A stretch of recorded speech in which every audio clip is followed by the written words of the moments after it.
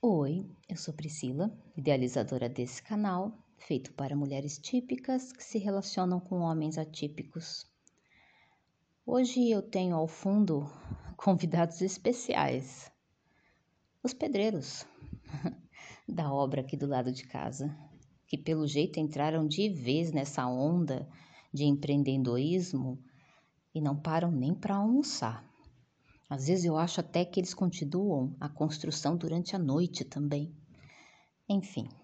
Só um adendo aqui, para que vocês não fiquem assustados com as furadeiras e britadeiras e cortadeiras. Mas vamos lá, que hoje o assunto está interessante. Voltando a falar com mulheres, eu sempre falo a partir do ponto de vista de uma mulher que se relaciona com um homem autista. Mas falta falar também sobre as outras divergências, né? As outras neurodivergências, que são também em números bem comuns, né? E que podem, inclusive, ser notadas na vida adulta. E a isso chamamos de diagnóstico tardio. Por que é tardio? Porque são condições que nascem com as pessoas, né? Essas divergências, mas só são notadas na vida adulta.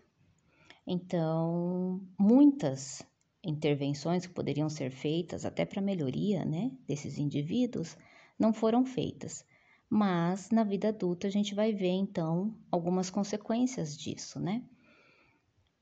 Hoje eu vou falar sobre as 3 condições que estão em voga, né, na internet, nas redes sociais, sempre lembrando que, muito importante, cada indivíduo é único, principalmente devido à sua história de vida, ao repertório das suas experiências. Então, por mais que tenham condições que sejam parecidas, né? Ainda assim, podem apresentar comportamentos diferentes com resultados diferentes. Mas, no geral, nós vemos características em comum, características que são habitualmente mais evidentes, tá bom?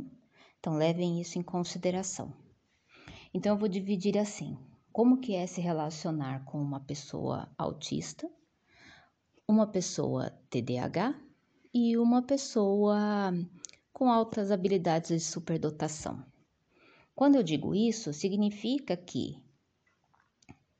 existe sim um espectro, então elas podem estar em qualquer lugar do espectro, mas ainda assim com diagnósticos únicos nessas divergências.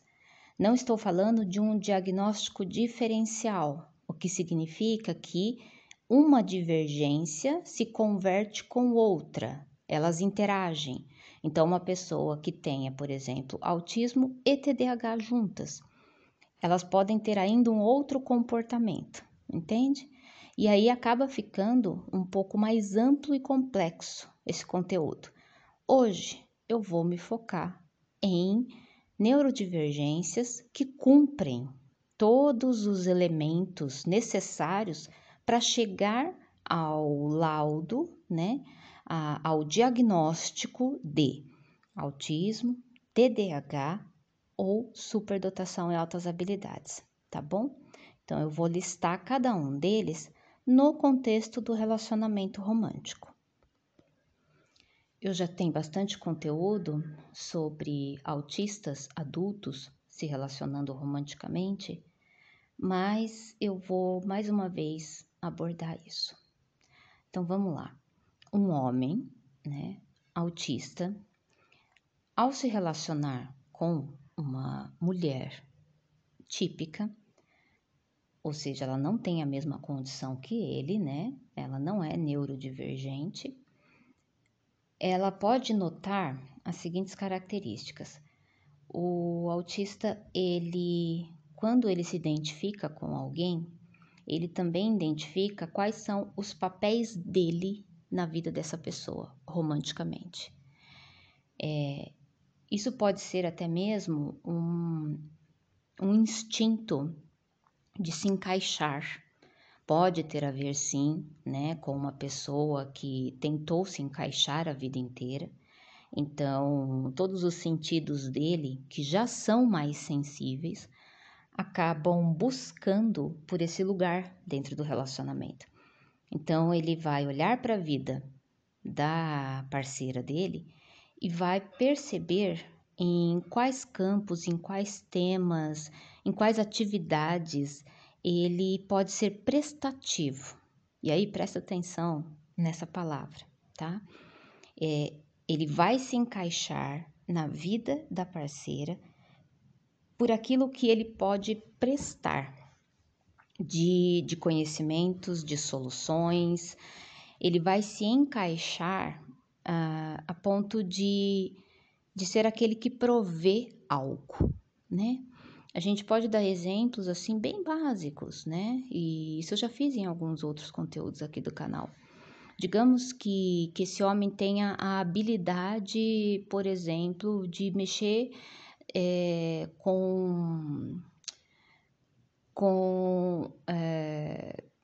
gente, me fugiu a palavra.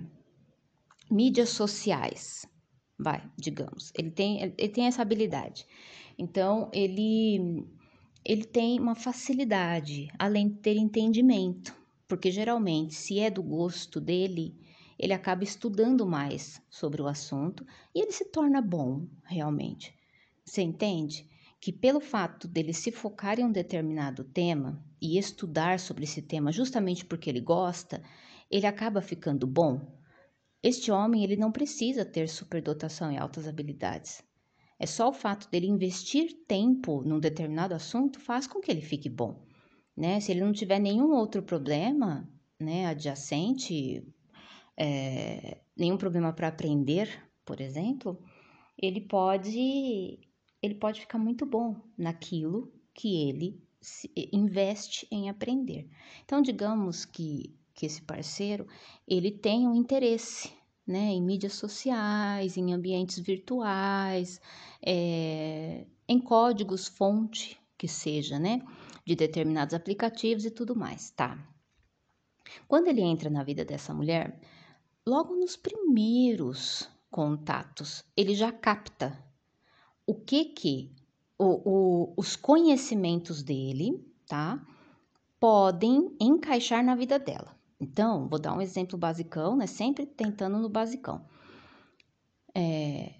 Num primeiro ou num segundo encontro, ela citou, né, ou você, mulher, vamos fingir que é você passando por isso, tá, você citou que teve um problema com o seu computador, por exemplo, né? Que tinha algo ali que você não conseguia configurar, ou que uma rede social sua não estava atingindo os objetivos que você determinou que ela atingisse. Enfim, você trouxe algum déficit, né? Neste campo onde ele domina. Ele identifica isso com facilidade, né? Porque ele se sente confortável a perceber que você tem uma dúvida para a qual ele tem a solução.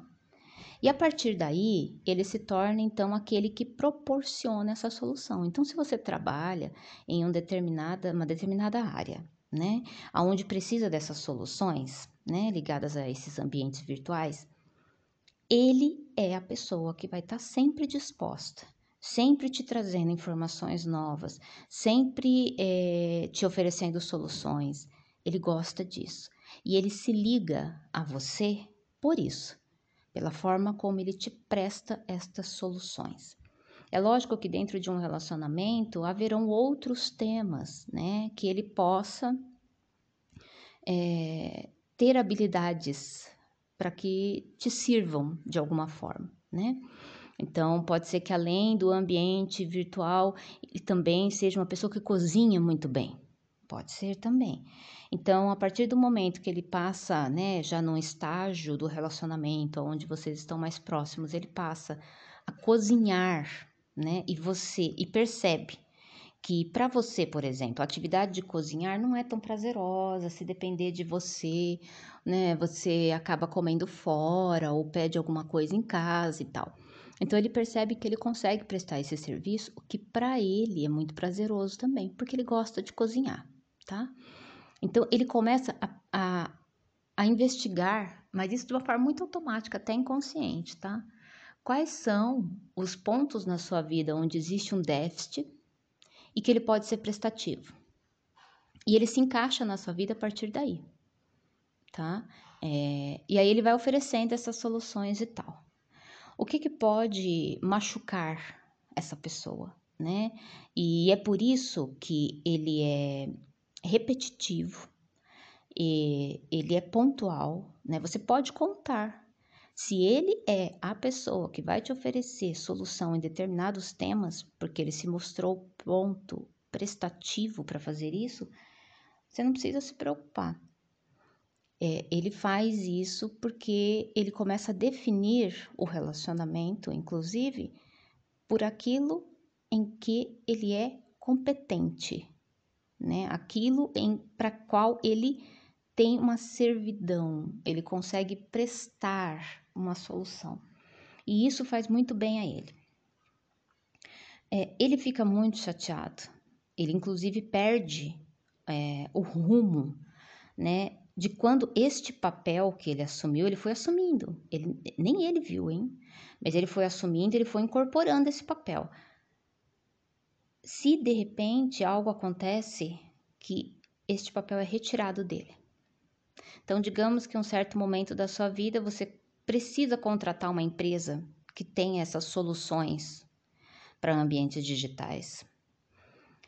E aquilo que ele vinha fazendo constantemente por você deixa de ser requerido. Esse homem, ele tem uma perda de papel na sua vida. Então, os papéis delimitados por ele na sua vida são muito importantes para ele se sentir fazendo parte deste relacionamento.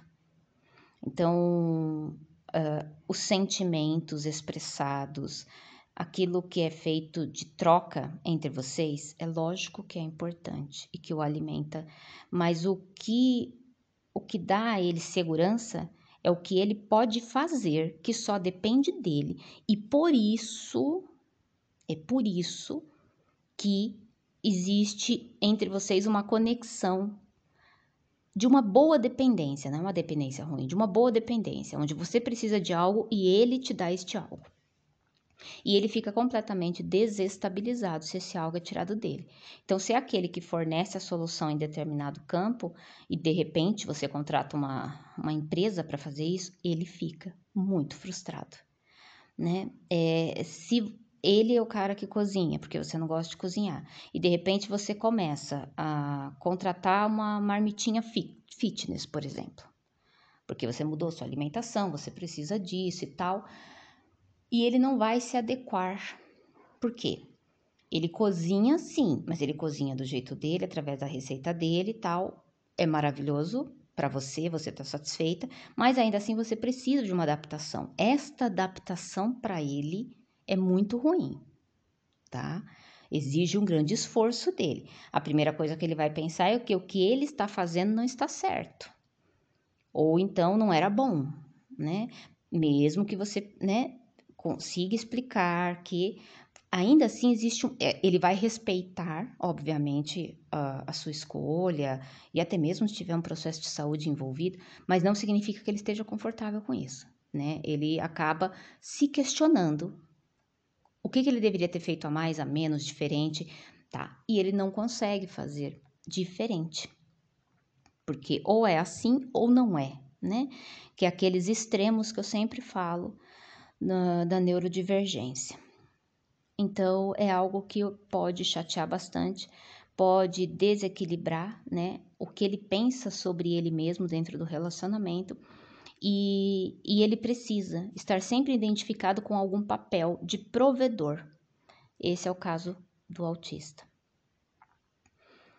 No caso do TDAH, ele, logo de cara, ele vai identificar em você, parceira, sensações muito intensas. Então, tudo que ele sentiu, né? Assim que ele te encontrou, assim que ele começou a se relacionar com você, ele começa a criar causas para isso, né?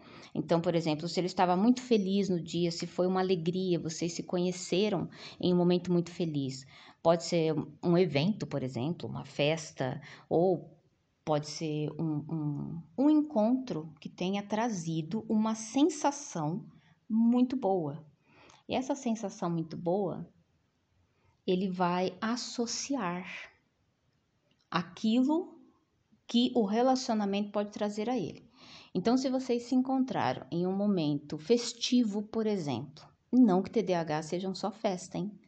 Mas é só um exemplo e que acontece com muita frequência. Vocês se encontraram em um momento festivo, por exemplo. Ele sentiu muita alegria, era um ambiente descontraído e tudo mais. Qual que são as pautas deste relacionamento? As alegrias, as festividades, aquela sensação. Aquela sensação que ele teve é muito marcante.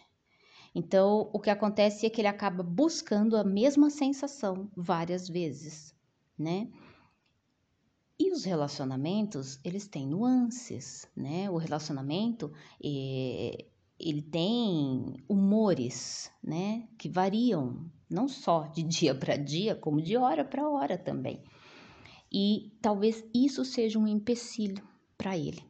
Ele entender que essas variações, essas nuances de humores dentro do relacionamento é algo normal, saudável, aceitável e que é necessário que ele se adapte e aprenda a viver. Por que isso? Porque quando o relacionamento não apresenta aquela mesma sensação que ele sentiu no começo, ele começa a questionar ou a buscar o que pode ter mudado. Como ele não está sentindo e ele se pauta pelo que ele sente, porque a mente do TDAH ela é muito agitada e também confusa pelo fato dos pensamentos, ao mesmo tempo serem muitos, eles não levam a uma conclusão. São pensamentos aleatórios que não fecham. Então, eles consomem energia enquanto estão sendo pensados, mas eles não consomem energia para chegar ao ponto de ter uma solução. Então, o que fica, o primeiro impacto, principalmente em relacionamentos românticos, é a sensação. Porque o pensamento relativo à sensação, relativo a você, relativo ao relacionamento, vai variar muitas vezes. Então, ele acaba se apegando à sensação. E se essa sensação ela não é presente o tempo inteiro no relacionamento, ele começa a se questionar. Então, existe uma mudança no TDAH. Ele começa geralmente os relacionamentos com um pico de compromisso, de entrega, de emoções, e ele começa a se perder nesse pico. Então, ele começa a primeiro se questionar por que ele não está sentindo mais aquilo, né? E começa a perceber se é do ambiente, se é da pessoa, se é do relacionamento, se é ele, entende? E cria, então, a partir desses questionamentos, uma insatisfação. Ela é muito natural, não significa que está vindo de você, tem um processo aí, né, mental acontecendo. O que acontece é que, talvez, devido a isso, de não ter essa sensação o tempo inteiro, ele vai buscar essas sensações, entende? E como? Se comprometendo com outras coisas, com outros temas. Ele chega a se comprometer com tantas coisas ao mesmo tempo, buscando aquela mesma sensação, e isso dentro do relacionamento. Não tô falando nada dele buscar fora, hein? Tô falando dentro do relacionamento. Então, por exemplo, ele pode, já que, né, aquela sensação do evento que vocês se conheceram não está mais acontecendo, ele pode sugerir, por exemplo, várias outras atividades, né? E ter até uma certa insistência. Tá, então não tem mais como. Então a gente pode ir pra cachoeira esse final de semana, e no outro, e no outro, no outro. E a gente pode então ir no parque de diversões. Então vamos fazer alguma coisa? Entende? Tá. O problema é que, se ele não sugerir isso, né, ele fica desnorteado dentro do relacionamento. Se ele for sugerido, então alguém sugerir, né, atividades e eventos que possam trazer sensações, depende muito do humor dele. Para que ele tenha, olha só, uma percepção entre ele estar sendo ordenado, né? Ou seja, ele está sendo obrigado a fazer uma coisa, e entre ele ter que ele mesmo decidir, né? Tem uma linha muito, muito sensível. Então, uma coisa é você sugerir, vamos na cachoeira esse final de semana? E ele pode interpretar isso como, nossa, mas você tá me dizendo que eu não sugiro nada? Né? E tem que ser cachoeira? A gente poderia ir no shopping, por exemplo, que faz tanto tempo que a gente não vai e tudo mais, tá? Ou ele pode simplesmente travar. Ele pode travar e dizer assim, eu não sei se eu quero ir na cachoeira. Não, você decide então, você decide. Tá, se você toma esse papel, né, porque isso pode acontecer várias vezes, ele não conseguir decidir, né? Se você toma o papel de que é aquela pessoa que decide, ele começa a se sentir preso.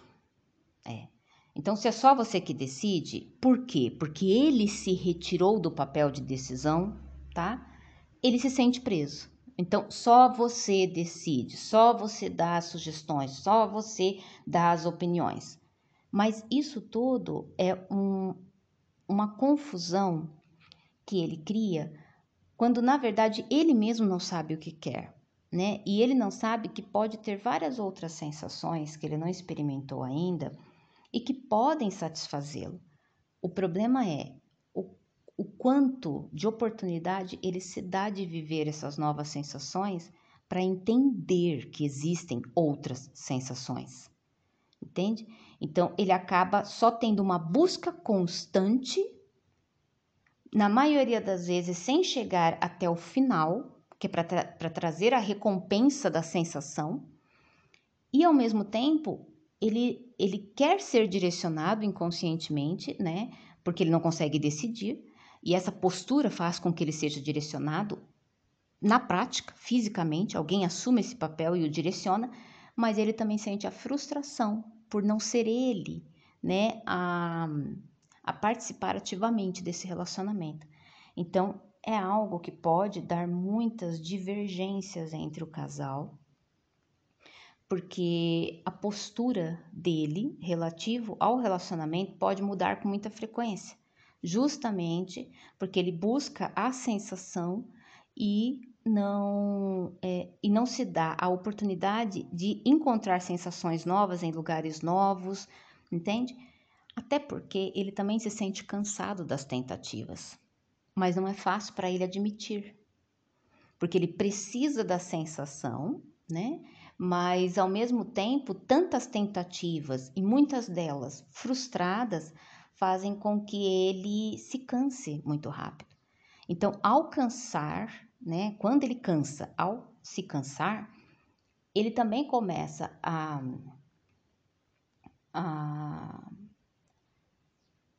a direcionar, né, essa responsabilidade para o relacionamento. Estou muito cansado porque eu estou neste relacionamento.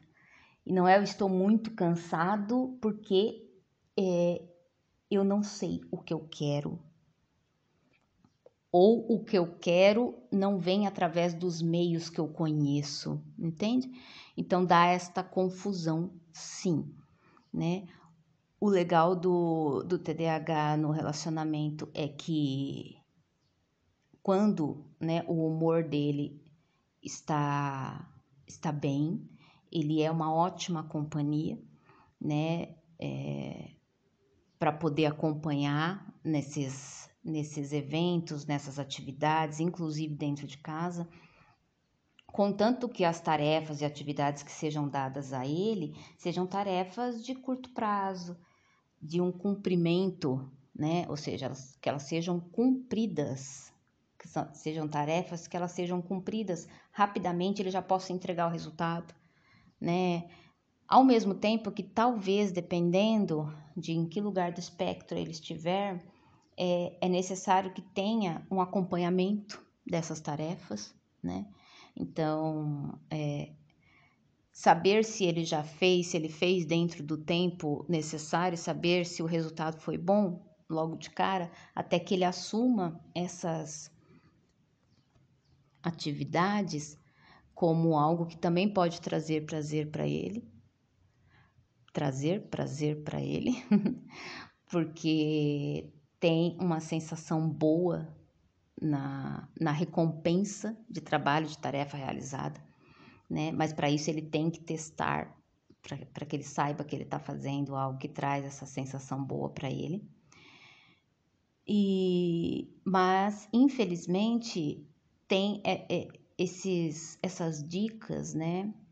Essas posturas que acabam que faz com que a mulher fique mais atenta, porque algumas tarefas podem ser esquecidas por ele ou feitas de alguma forma que não cumprem totalmente os requisitos daquela tarefa, como esquecer de pagar as contas, como esquecer de falar com alguém que seja importante. Então, tarefas de alta responsabilidade, ele deve receber, obviamente. Mas ainda assim, até que se perceba que ele faz aquilo com comprometimento, que o resultado é bom, exige da mulher uma certa fiscalização, entendeu? Só para ver se está correndo tudo bem. Esse eu acho que é um ponto-chave, assim. Então, encontrar ritmos, né, é um desafio para quem se relaciona com o TDAH. É encontrar o ritmo que faça algo ser bom, sobrecarregar menos, tanto o TDAH quanto a parceira dele, e ainda assim favorecer boas sensações, né? E ainda assim ser cumprido, né? Porque tem tarefas que, indiferente das sensações que despertem, ainda assim elas são obrigatórias, elas precisam da participação dele, né? Então, encontrar dentro dessa rotina, dessa convivência, quais são essas tarefas e reforçar isso, para que ele, né, continue se engajando. Engajamento é a palavra do TDAH. Descobrir o que engaja o TDAH dentro de um relacionamento romântico.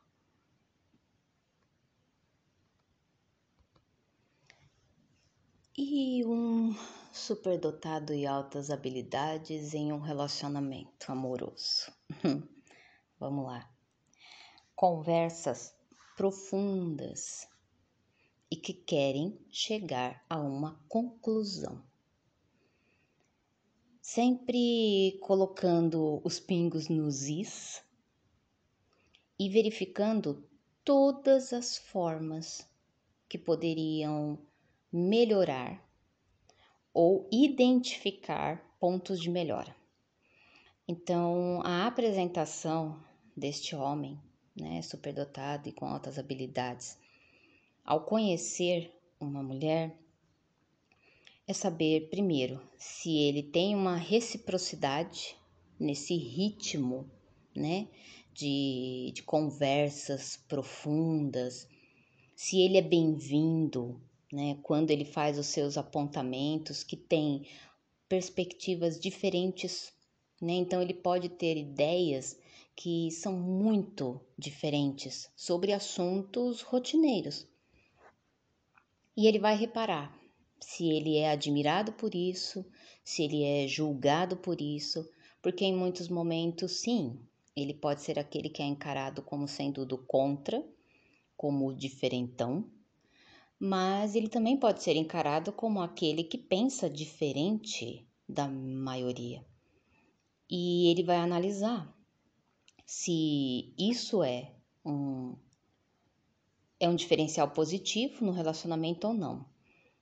Inclusive, em alguns momentos, tentando entender qual que é o lugar dele dentro desse relacionamento, né? O que ele pode proporcionar de soluções, assim como o autista, mas não somente no quesito de produzir efeitos físicos, mas como ele faz uma ótima leitura, né, dos comportamentos, das expressões, ele estará sempre atento a como que a informação dele, a presença dele na vida dessa mulher causa efeitos. Os efeitos que ele causa em alguém são muito importantes para ele. O relacionamento, para uma pessoa com altas habilidades e superdotação, é um laboratório, é um campo de estudo, onde ele usa qualquer informação ou adversidades, principalmente, para se melhorar. E para ele, precisa ser assim. É um desafio que o atrai, que o agrada, né? Então, problemas relacionados ao relacionamento são encarados de cara como desafios. Desafios em qual ele vai poder mostrar a sua habilidade de solucionar, principalmente com estratégias mentais, estratégias comportamentais. E ele gosta de dividir essas soluções, de conversar essas soluções, de poder entrar em contato com o que a outra pessoa pensa, sente sobre isso. Então, a participação, ela é importante da outra pessoa, principalmente quando dá espaço para que ele analise o que está acontecendo dentro do relacionamento e possam então juntos chegar a uma solução. Quando que existe uma frustração, um desencaixe, né, por parte desse homem dentro do relacionamento? Quando é exigido dele algo que ele não tem prazer em fazer, como usar as suas habilidades, né, que tem muito a ver com a criatividade e com um raciocínio profundo sobre os assuntos.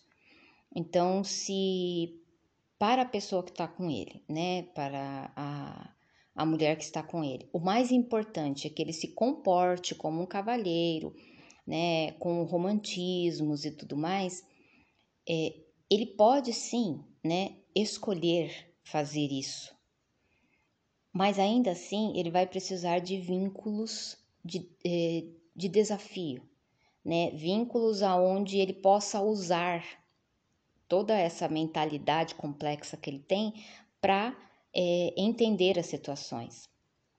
Outra coisa é que o tempo inteiro ele estará tentando entender o que está acontecendo, mesmo que sejam coisas benéficas, mesmo que sejam comportamentos legais com resultados bacanas, né? Ainda assim, o relacionamento para ele é desafiante, é bom, entende? E é desafiante não no sentido de ser um relacionamento ruim, de trazer obstáculos, não é isso. Mas o fato de estar sempre engajando ele a pensar em algo, né? A testar as possibilidades que a sua mente pode trazer. Então, um relacionamento onde ele se sinta inserido, justamente porque ele tem esses potenciais de apresentar soluções, muito mais do que efetivá-las, entende? Muito mais do que colocar a mão na massa para fazê-las, por mais que ele as faça. Mas ainda assim, é na organização, na estratégia que ele se sente mais feliz, mais completo, mais satisfeito.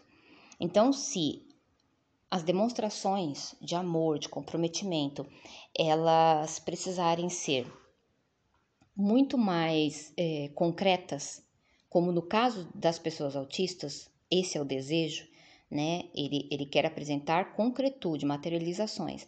No caso da pessoa com altas habilidades e superdotação, ele quer poder demonstrar como que a mente dele funciona. Quais são esses diferenciais e como ele pode apresentar caminhos completamente novos para temas antigos, temas rotineiros, entende? Nada é superficial, o que faz com que este homem às vezes pareça ser muito tenso, ser muito sério. Isso pode acontecer, né? De ele dar essa impressão. Por quê? Porque tudo ele problematiza. Na verdade é essa. É como se ele problematizasse para que ele pudesse, então, se ver em um desafio aonde ele pudesse, contemplando, né, todos os elementos desse desafio, ele ir debulhando, né, grão a grão, para chegar ali no fim, aonde ele tem uma conclusão.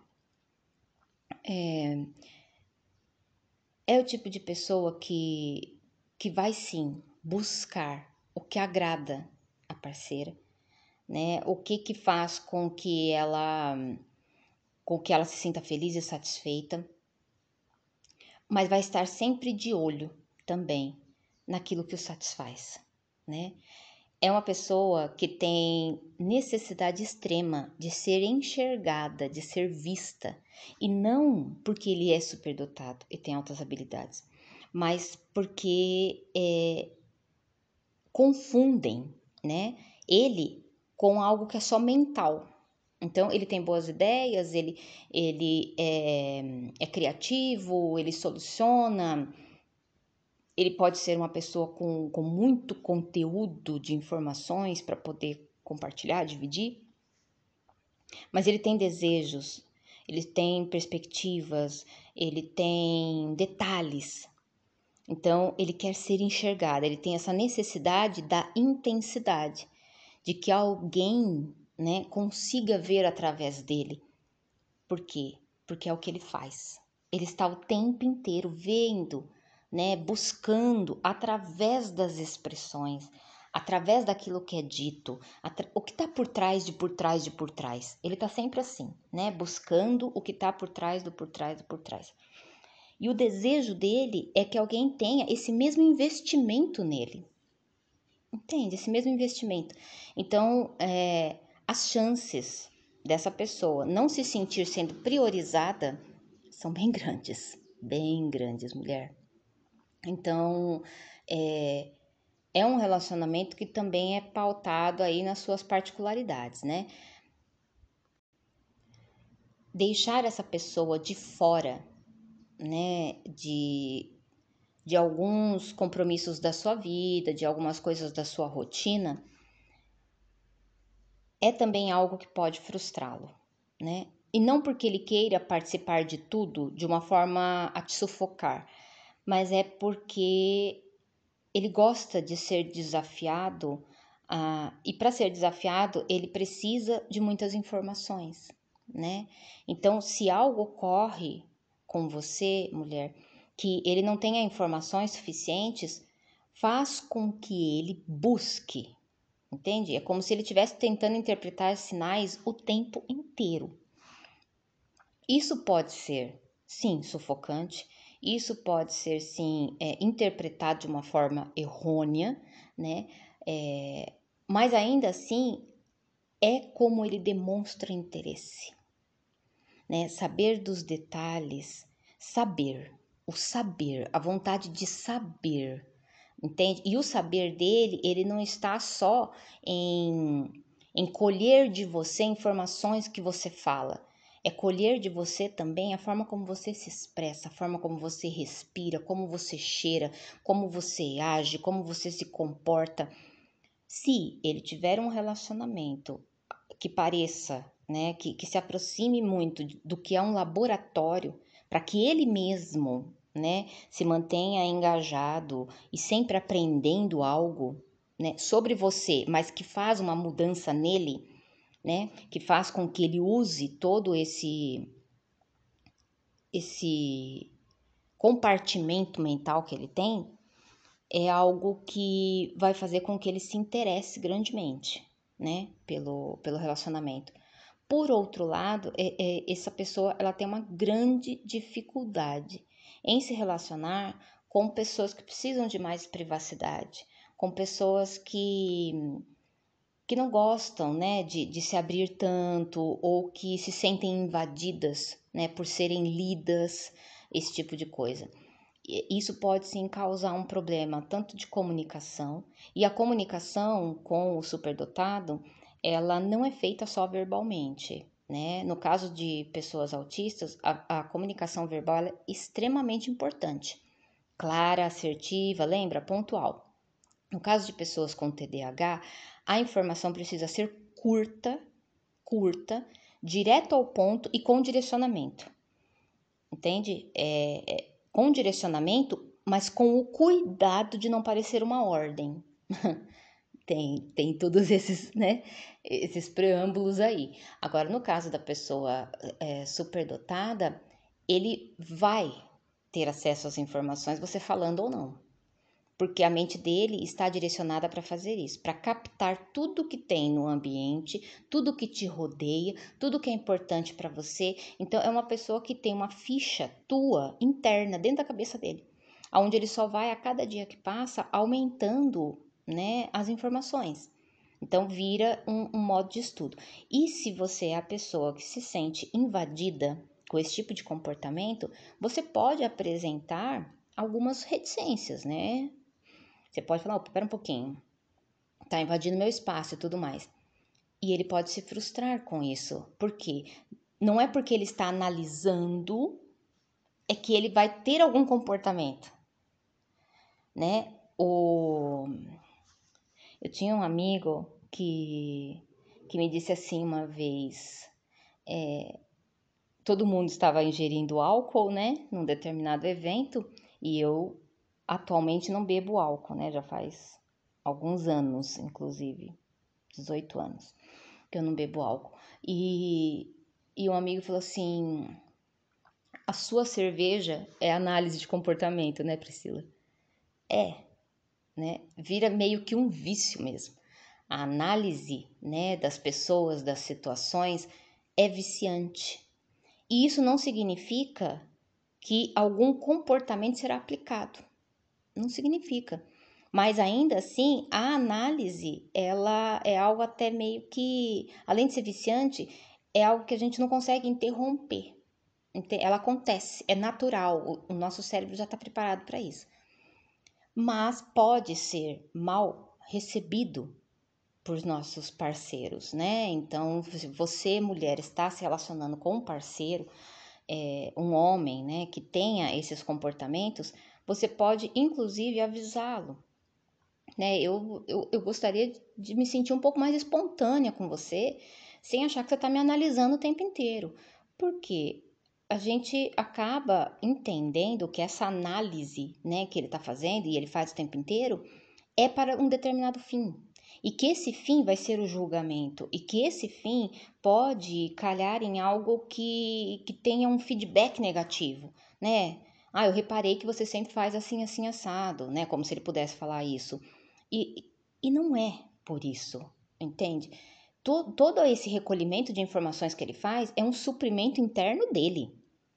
Que sim, ele pode mudar, né, algum comportamento, ele pode colocar isso em prática de uma forma material, mas não significa que seja isso, tá? É muito mais uma necessidade de estar recolhendo informações o tempo inteiro do que uma necessidade de fazer escolhas. Por outro lado, essas pessoas têm uma alta intensidade emocional, tá? Tudo é sentido de uma forma muito profunda, muito intensa, né? Tudo fica à flor da pele. E pessoas com altas habilidades de superdotação precisam colocar a sua energia em algo, seja no estudo, né, de algo, ou seja, até mesmo na promoção de algo físico, material, justamente para poder aprender a regular as suas emoções. Porque as emoções desequilibradas de uma pessoa com altas habilidades de superdotação causam danos extremos nessa pessoa. São dores que são dores físicas, entende? São problemas que, na maior parte dos casos, são somatizadas no corpo físico. Então, a atividade mental de recolhimento de informações é tão grande que a analogia que eu faço aqui é como se a gente, porque eu tenho, né, essa neurodiversidade, é como se a gente ficasse lotado de informações, né, que se não encontram um lugar de vazão, produtiva, tá? Ela vai ter que levar a algo. E geralmente a gente consegue fazer isso. No geral, a gente consegue fazer isso. Se tivermos ali, né, uma certa relação com a nossa diversidade ali, com a nossa neurodiversidade. Mas, no geral, ter atividades, né, para colocar essas energias, elas são extremamente benéficas. Atividades físicas, inclusive.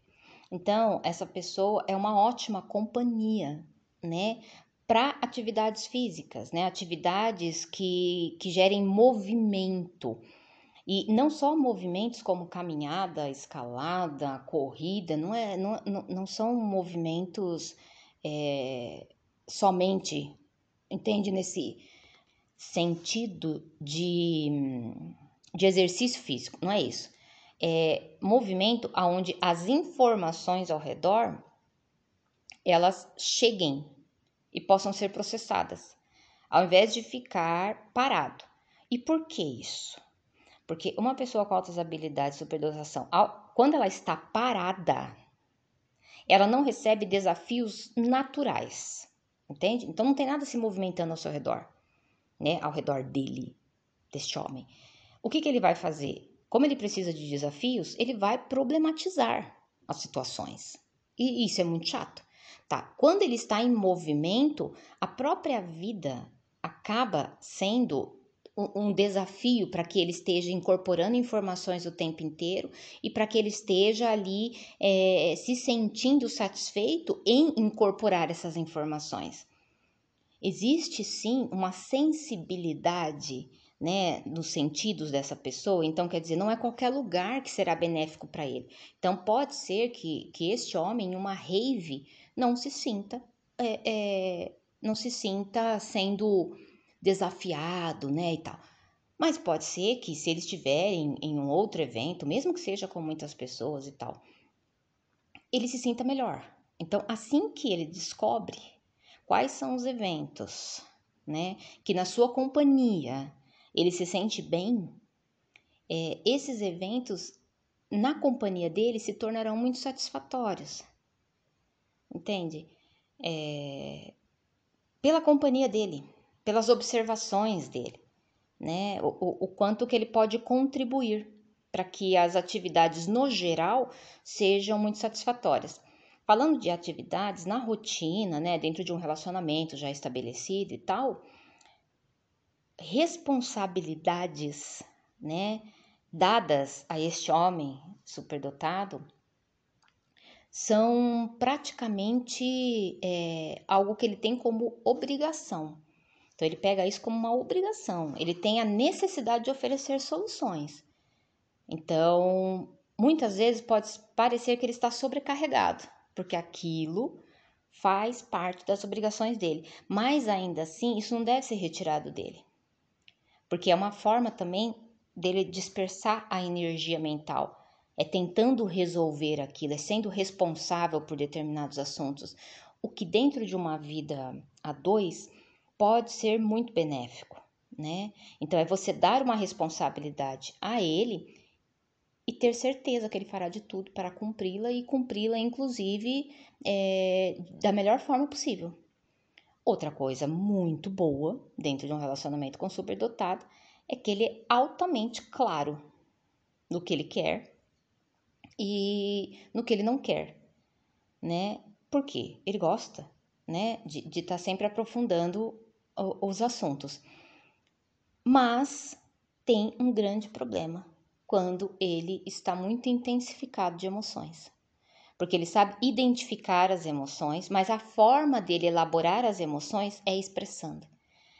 Não expressar emoções para uma pessoa superdotada é uma forma de sufocamento, é uma forma de mutilação, que inclusive acontece com bastante frequência em pessoas superdotadas, a automutilação, que é para tentar sanar, parar essa intensidade tão grande, sendo que a mente está sempre tentando encontrar a solução. E emoções são para serem sentidas, não são para serem controladas e nem sempre racionalizadas. Mas na cabeça do superdotado, ele pode e deve fazer isso. Racionalizar, entender, como se isso pudesse fazer as emoções se abrandarem.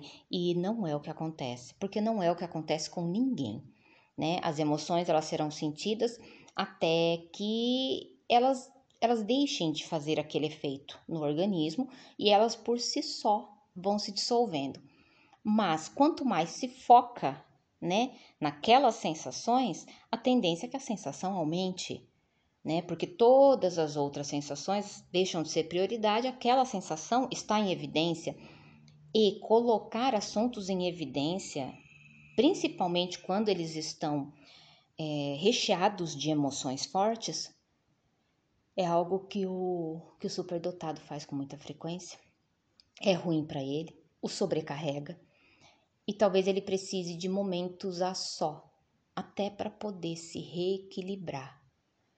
Entende? Então é algo que pode ser conversado, né, entre as partes, mas também é entendido que você tem um lugar na vida dessa pessoa, né, deste homem, e que ele precisar de um espaço para ele se reorganizar depois de ter feito tantas assimilações ao mesmo tempo, não é de forma alguma dizer que você que o sobrecarrega. Ele se sobrecarrega. Isso faz parte dele já, né? Então, às vezes ele precisa de algumas horas, às vezes de dias, depende muito, né, de pessoa para pessoa, mas mesmo assim, isso não tem nada a ver com a parceria. Porque se a parceria for uma parceria tóxica, ainda assim existem meios, né, do superdotado limitar espaços, entende? Mas eu não vou entrar nesse mérito aqui, senão vai muito longe. Mas é só para a gente poder abarcar um pouquinho essas três neurodivergências que são as mais típicas nesse mundo atípico, né? Eu vou voltar com outro podcast para falar um pouco mais, porque neste podcast eu falei um pouco sobre o papel dos neurodivergentes, dessas três neurodivergências, em relacionamentos românticos.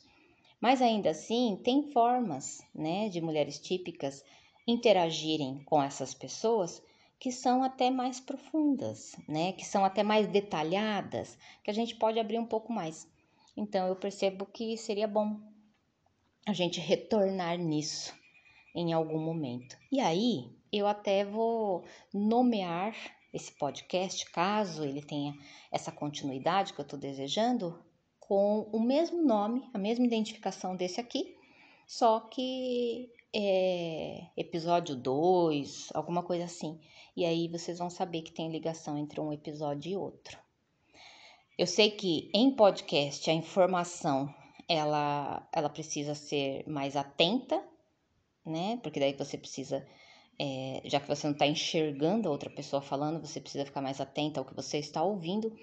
Mas ainda assim, caso dê, né, uma dúvida e tal, volta um pouquinho, né, dá uma revisada em como que é o autista se relacionando, dá uma revisada no que é o TDAH, dá uma revisada no superdotado e tal, vale a pena, né? É que eu acho que deveria ser algo mais visual, eu também acho, mas tem muita informação para passar e eu não tenho tanta habilidade assim em edição.